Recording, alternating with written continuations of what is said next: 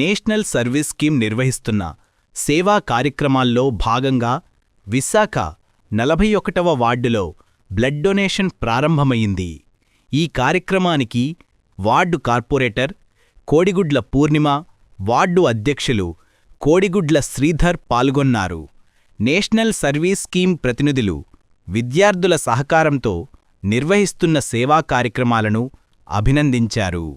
అనంతరం మాట్లాడుతూ వార్డు పరిధిలో వారం రోజుల పాటు జరిగే వైద్య శిబిరం కార్యక్రమాన్ని ప్రజలు సద్వినియోగం చేసుకోవాలని కోరారు. ఈ మెడికల్ క్యాంప్ పెడుతున్నారంటే ప్రజలందరూ దీన్ని యూజ్ చేసుకోవాలి. దయచేసి 7 days ఈ రోజు నుంచి మొదలుకొని మనకి 7 days ఈ మెడికల్ క్యాంప్ ఏర్పాటు చేస్తున్నారు. దీనికి కావాల్సిన మౌలిక వసతులన్నీ మేము రెడీ చేస్తున్నాం. ఇక్కడ మేడం గారు హెల్ప్ చేస్తున్నాం. వాళ్ళు డాక్టర్స్, వాళ్ళు తీసుకురావాల్సిన డాక్టర్స్ని, క్యాన్సర్ డాక్టర్స్ని, general doctor and eye doctor and ప్రతి డాక్టర్స్ని కూడా వాళ్ళు తీసుకొస్తున్నారు. మన ఇంటి దగ్గరకు వచ్చి మనకి చెకప్ చేస్తున్నారంటే మనం ఎంతో అదృష్టవంతులు. కాబట్టి మీరు దయచేసి ఇది ఉపయోగించుకోండి.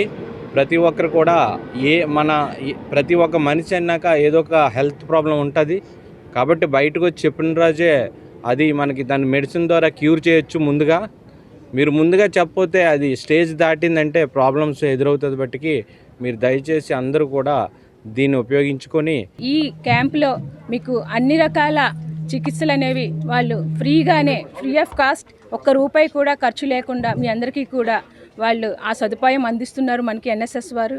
మరి మీరందరూ కూడా, మీ అందరికీ తెలుసు, మన హాస్పిటల్కి వెళ్ళి చేయించాలి అంటే వేళ్ల కొద్దీ అవుతుంది కనుక అందరూ అలా డబ్బులు ఇచ్చి చేయించుకోలేరు కనుక మరి వాళ్ళు మంచి మనసుతో ఎన్ఎస్ఎస్ వారు ఈరోజు మన సెబస్టియన్ కాలనీలో పెట్టడం జరిగింది. మరి మీ అందరూ కూడా దీన్ని ఉపయోగించుకోవాలి. అలాగే కంటి చికిత్స అనేది మనకి ముఖ్యంగా కంటి చూపు అనేది మనకి చాలా ముఖ్యమైనది. మరి వాళ్ళు కంటి చికిత్స కూడా ఇక్కడ వాళ్ళకి ఫ్రీగానే చేస్తామని చెప్పి అంటున్నారు. మరి దానికి కావాల్సిన ఎవరికైనా కళ్ళజోళ్ళు పడినట్లయితే మా తరపు నుంచి వారు డబ్బులు ఖర్చు పెట్టకుండా ఆ కళ్ళజోళ్ళు అనేవి మేము ఇస్తామని చెప్పి శ్రీధర్ గారు మాట ఇవ్వడం జరిగింది. మరి వార్డులో ఉన్న వాళ్ళందరూ కూడా, మరి ఎన్ఎస్ఎస్ వారు ముఖ్యంగా ఏంటంటే క్యాన్సర్ పైన అవగాహన తేవాలి అనేది వాళ్ళ ముఖ్య ఉద్దేశం. మరి ఈ రోజుల్లో క్యాన్సర్ అనేది చాలా ఎక్కువ ప్రబలిస్తుంది, ముఖ్యంగా ఆడవాళ్ళలోని.